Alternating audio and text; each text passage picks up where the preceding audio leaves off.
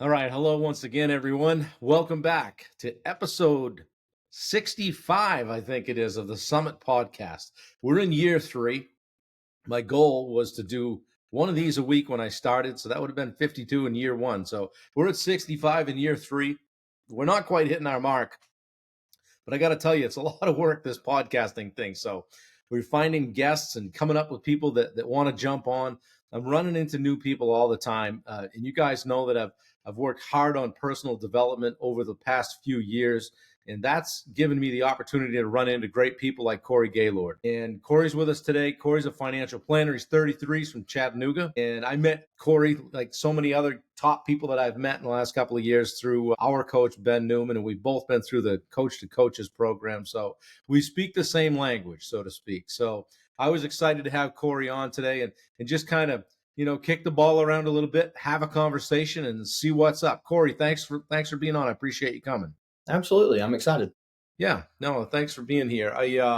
First off, I guess I would ask you, how did you like the Coach to Coaches program? And let's give Ben a tip of the cap here off the bat.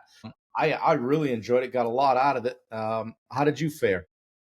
I thought it was great. I think it's always good to be reminded because there's obviously some content in there that we've heard before, but I've heard other coaches in the past that I've had say repetition is the mother of learning, Mm. and I think that's very true.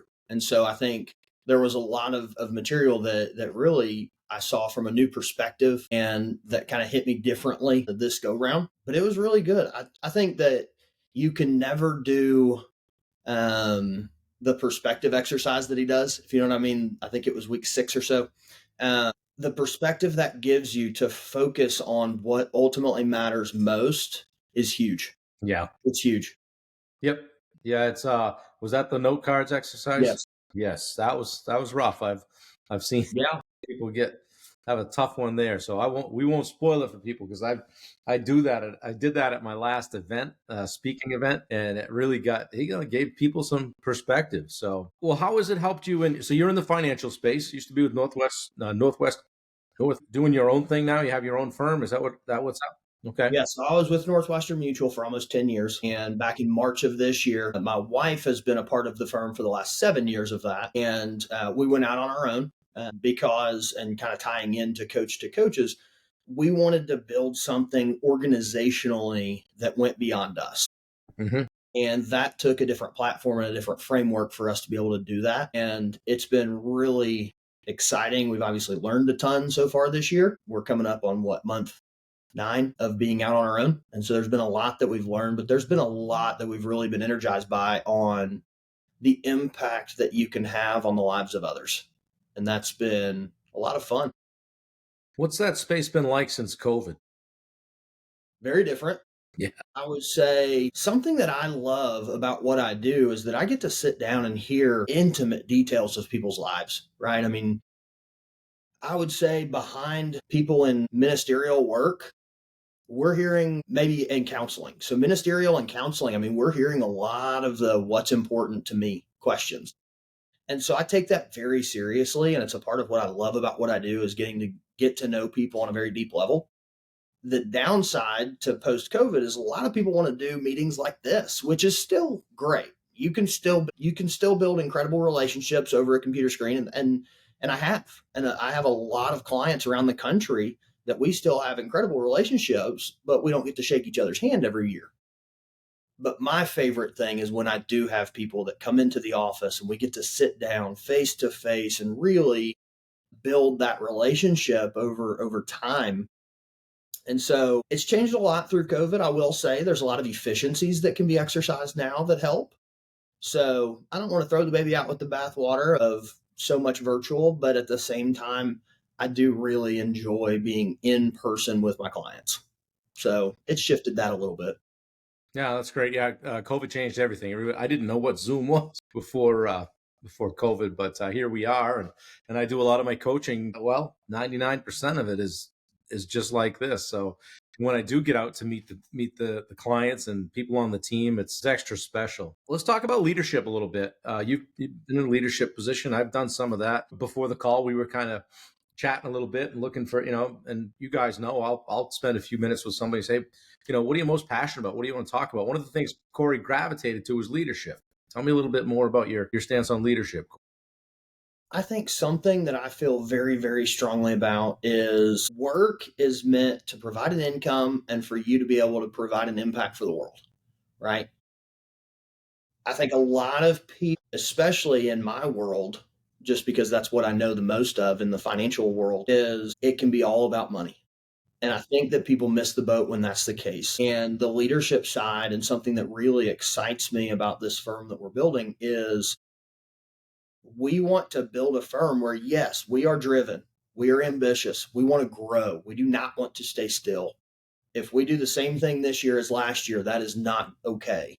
But at the same time, if your kid has an event at school and you skip it to keep a meeting to make more money, I would also consider that to be failure. And Right. I think that's a big piece of what I want to build is kind of doing business differently than what you historically see of more, more, more, more, more. And I want to do better, better, better, better, better, if that makes sense.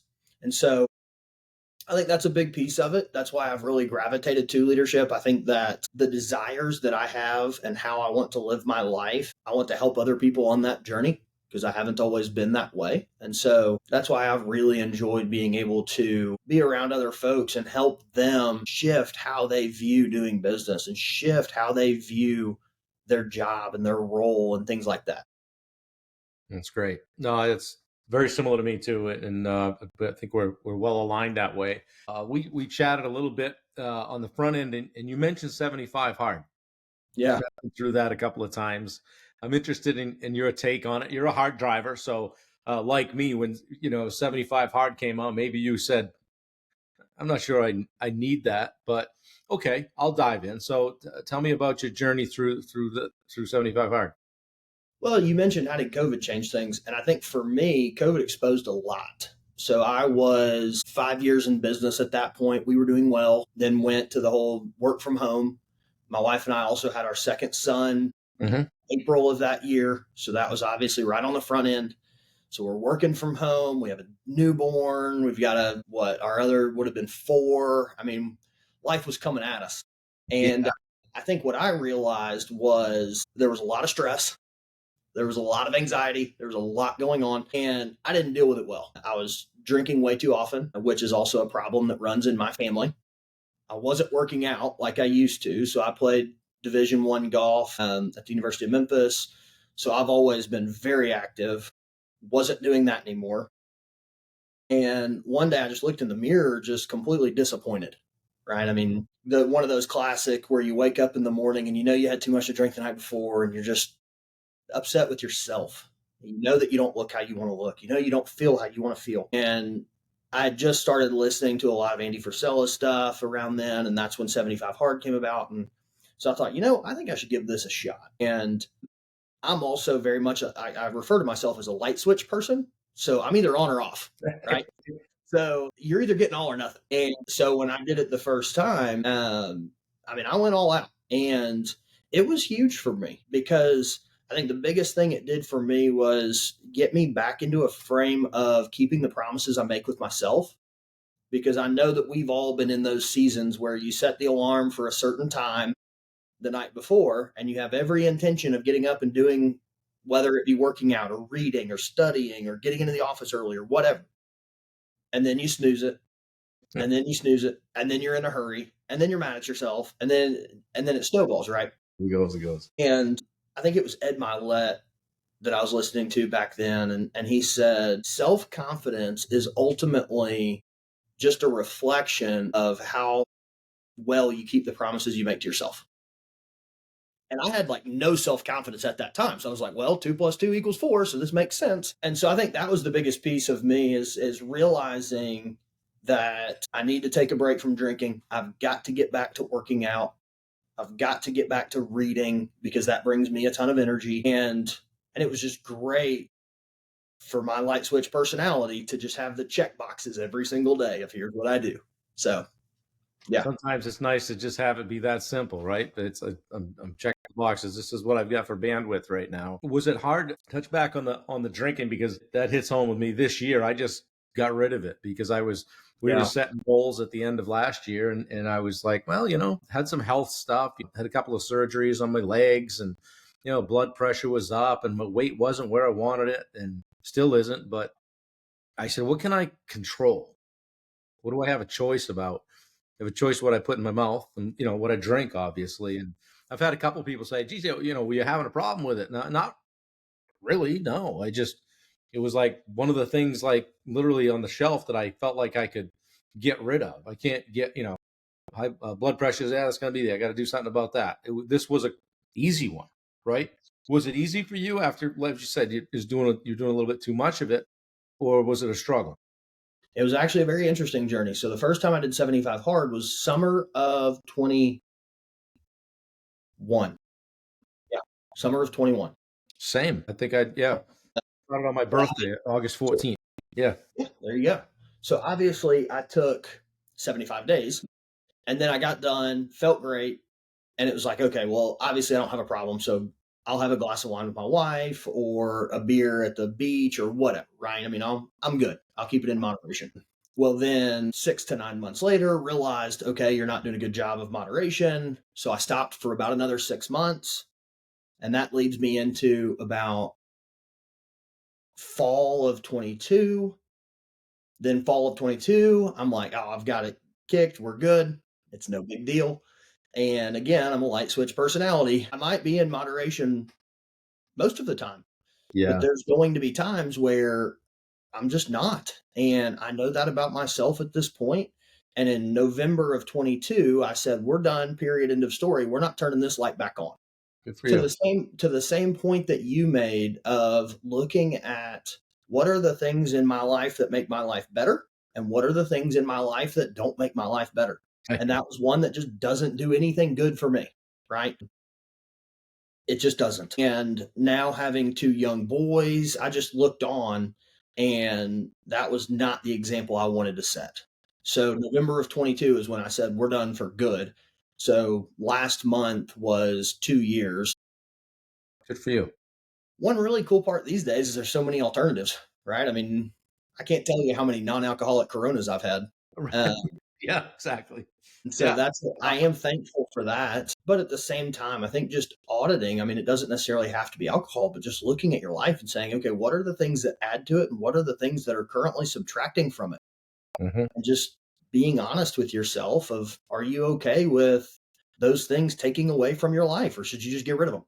Right? I mean, it could be anything. I mean, Yeah. so I heard a great quote the other day, or a bit. I don't know if it was in Ben's group or not, but it was built around addition by subtraction. And like you said, getting rid of the things in your life that are taken away from it, and actually, like you said, adding bandwidth, adding some things. It allows, so addition by subtraction. And so I'm sure that because you're not drinking, you're able to do this. You're able to get up when you want. You're able to look in the mirror and see the guy that you want to see. And I got to tell you, I'm coming up on what's today, the 19th. I'm 12 days out from being a year, and I'm kind of going, I don't know if I'm going back. I don't know. It's like it hasn't been a big thing, and we've gone to a few different functions or whatever, and I'm, over there having a club soda or a diet or whatever. And everybody's like, oh, how long are you doing this not drinking thing? Like the yeah, perception is that there's an end to it, right? What it does is it calls out what the behavior or the habit that they're not willing to give up. So I'm right. like, hey, it's not about you, it's about me. Worry about it. Do your thing. I'm having a blast. You know? What's so funny about it, and to your point, I couldn't care less if other people want to. It does not bother me one bit. I know that people love that, and quite frankly, if with our new office build out, I have a special cabinet that I got that has really nice bourbon and wine that I'll never touch, but I know that people love it. And so obviously they're going to be more than welcome to have a glass if they want, but I won't. But what's so interesting, and I can't remember who said this, but it kind of made me laugh, but also is very true. It's like you don't ever hear anybody say, "Hey, how often are you going to do this no meth thing?" It's like, with other poisons in our life, we're not like, "Hey, how long are you gonna take a break from that?" It's like, "Yeah, you probably shouldn't do that anymore." So it is just funny the cultural kind of feelings around alcohol. I do feel like there's a little bit of a shift, though. I feel like there's a lot of people going more towards the sober route or whatever you want to call it. But it's really interesting though, because you're right. You'll have people that are like, "Oh, how long are you doing the sober thing?" And you're like, "Do you hear the irony there?" Well, if you think about it, and you've been around golf. What do you do after you golf? Yeah. Go have a What do you drink. do while you golf? True. I could never do that. I'm bad enough without alcohol, but anything like, hey, let's meet for dinner, grab a drink, let's go to lunch. Is that like a business deal, anything like that? Want to grab us something to eat, and get a drink, have a beer, So when you start realizing like how many touch points there are, and you're like, wow, this is more a part of my life than I really thought. Yeah. So I'm done with it for now. And occasionally, if I go, we have a place on the lake. If I go up there and my dad and I are sitting around the campfire, like you, it'd be nice to have a whiskey. But also, like, I could just as well not. Yeah. So good for you, man. Congratulations on 2 years. I hope somebody takes something from that. One of the comments you made before we started was that you wanted to be best friends with the person in the mirror. Hmm. And how do you feel you're doing with that? I feel like it's a constant work in progress. I also feel like I'm wired in such a way that I'm always going to see areas of opportunity. Something I'm trying to do a better job of is pressing pause and reflecting, pressing pause and celebrating.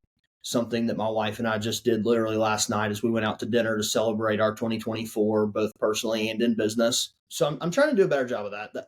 I would say ultimately the answer is it's a constant work in progress, but it's significantly better than it was 3 years ago. And so I think that's kind of the measure of success is it better today than yesterday? So, but yeah, I think that that's a big piece that a lot of people miss is you can't be a good friend to others. You can't be a good spouse. You can't be a good parent if you don't even like the person that you're looking at in the mirror. You don't even like you, because it's kind of like pouring from a tainted cup. Like you can only give so much, and what you give isn't the best. And so, I think that's been a big piece for me is realizing the example I want to set for my wife and for the boys and for our clients and for employees of our firm and things like that. Well, it starts with the example I set for myself. Kind of like Ben. I mean, you talked about Ben earlier. Something Ben always says is you can only lead other people to the level that you lead yourself. And so I think that's a big piece is if you're not holding yourself to a high standard, if you're not holding your expectations for yourself at a high level and following through on them, how can you ever lead anyone else? Good question. Yeah. So So, that leads me to my next question. Like me, you've done a great deal of personal development work. You've done it 20 years earlier in your life. So we were talking about that. I said, hey, how old are you? 33. yeah, Wow. 34, whatever. And, I'm running into a lot of you guys now because I'm older, a lot of you guys that are significantly younger than me. And I say, man, if I was doing this when they were their age, yeah. what would I be doing? So I guess my question is, what are you doing with it? Are you sharing it with people? Are you using the things that you've learned to lead others and to breathe into others? And how is that received and all that? So I think step one is uh, your life is an example, Hmm. right? Whether it be good or bad. And so people are watching. You may not think so, but people are always watching. As we both know, 99% of the time, they only care about themselves, just like me, just like you, like we all do. That's our human nature. But people are still watching. Um, I think that's step one is what's the example that you're setting, whether that be as a spouse, as a parent, as a business leader, as whatever your roles may be. What's the example that you're setting to those that watch you? But then beyond that, there's definitely intentional steps I've taken in our family, and especially with my boys. So right now we have a decent little commute each morning, and there's certain podcasts that are semi personal development geared, but that are geared towards kids. And Jocko Willink has some really good kids books that my son is in love with. And I can't, yeah.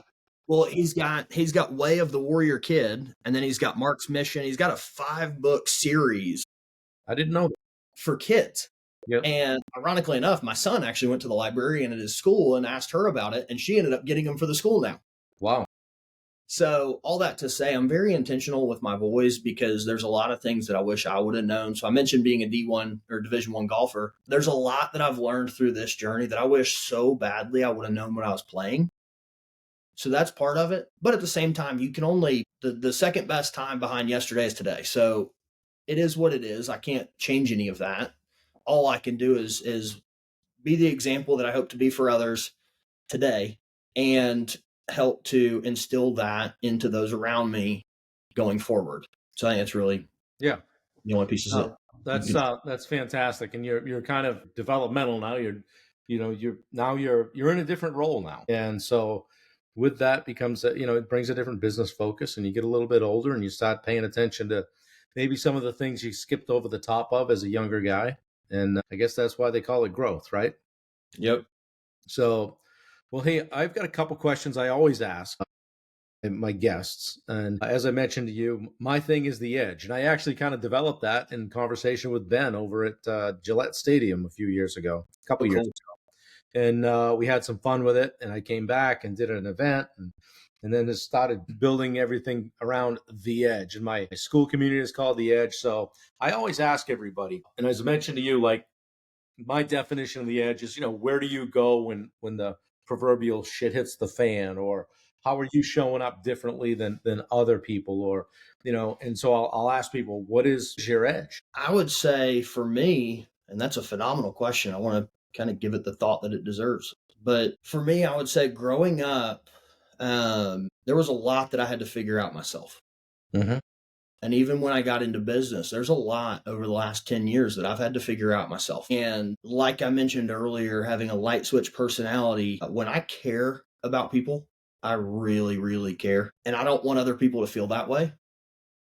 So, for example, in my family, I don't want my boys to wake up at 30 and realize that they were never taught some of the things that I've had to self learn. So when I'm sitting there thinking, I don't want to get up and do what I'm supposed to do today, well, the alternative is that they're going to have to teach themselves the same lessons that I've had to learn myself.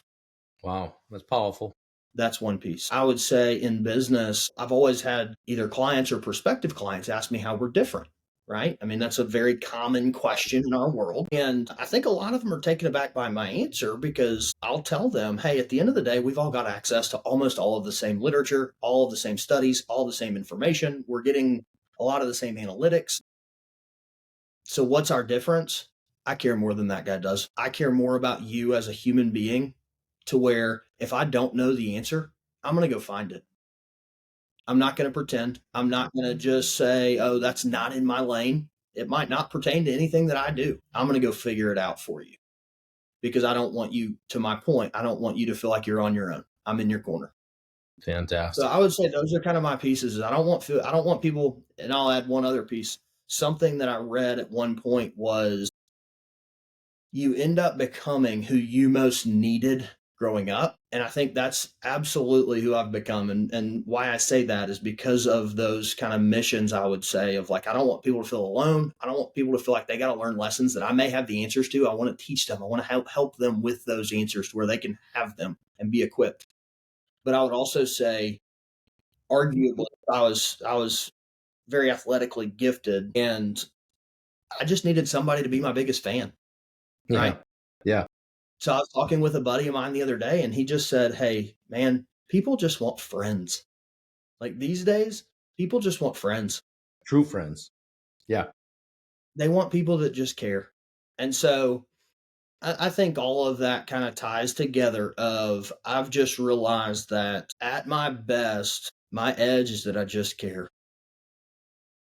Love it. Arguably to my own detriment at times, but I'll take it. Yeah. If that's my auto correction, then I'll take it. But That's pretty I would cool. just say that's the biggest piece for me. So my edge is just that I refuse to let my boys wake up at my age and have to have self learned a lot of the lessons that I've had to go through to get to where I am. That's awesome. It reminds me of a quote, and I just on the tip of my tongue, who said it? Maybe you'll remember. You probably heard it. It's that we're most uniquely positioned to help the person we used to be. I want to say Maya Angelou. Yeah, I think you might be right. I'll have to look, but good for you, man. You're doing good things, and you're doing it at a young age. Maybe you don't feel young, but you're young. And so I always end with this compared to me. Yeah, 34 was like that ago. My dad always said, "Hey, you go fast." I'm like, "Oh yeah, I yeah, yeah." believe it. Bam, 55. I believe it. I believe it. Yeah. So no regrets. But what do you want people to know? You got the floor. There'll be some people that watch this and listen to this and download it. And what would you like people to know? So something that I realized the other day is how often do we slow down anymore? Right? We get up, we work out, we get ready, we get the kids ready, we get to school, we get to the office, we do what we need to do, we get home. Like you see where I'm headed with that, right? I mean, how often do we really slow down? But also a big piece is how often do we really slow down and just say thank you, right?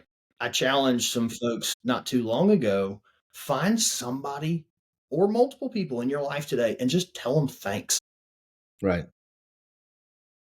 I was texting a good buddy of mine last night and I said, marriage is hard.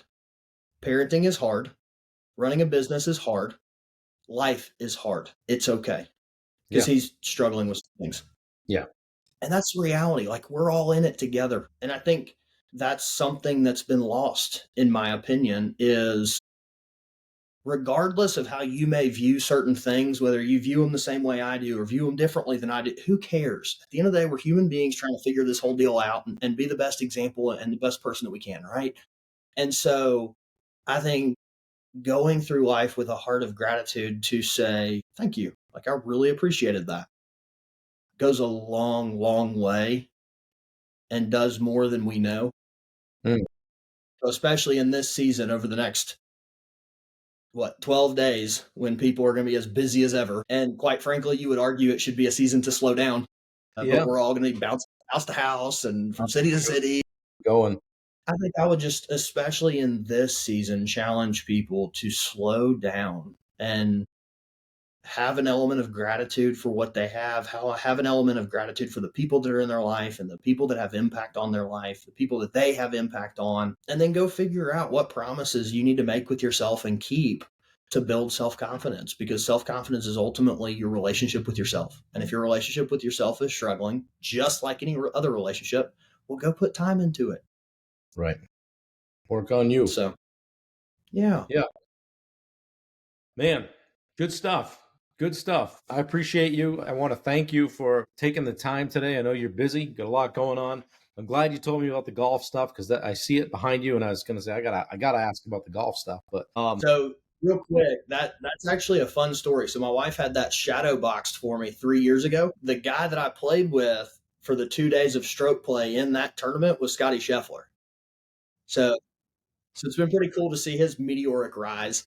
yeah, But a kind of a fun fact of the items in there. So that caddy bib in USGA events, they actually take those away from you after every round. okay, But I was in a playoff that was 18 people for 4 spots, and there were thousands of people there watching. I parred the first hole, which wasn't good enough to move on. So I'm walking back down the fairway, and I look over, and my best friend was caddying for me, and he still had it on. And I said, "Hey, put the bag down, roll it up, stuff it in the bag, and let's go." So I'm very thankful to still have ownership of it.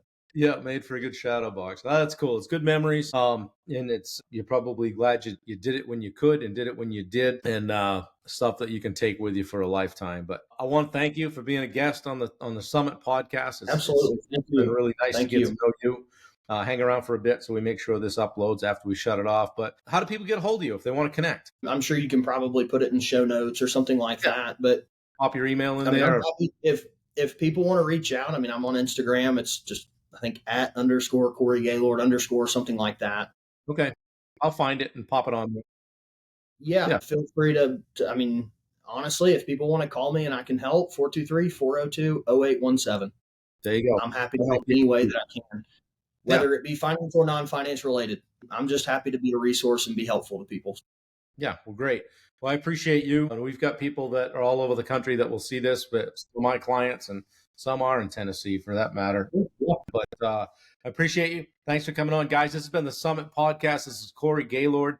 episode 65. We want to thank him for coming on and hanging out with us for a little bit. If you liked it, share it, download it, all the stuff. You know what to do. Thanks again, guys. We'll talk to you real soon. Appreciate you. Thanks, Bob. Thank you.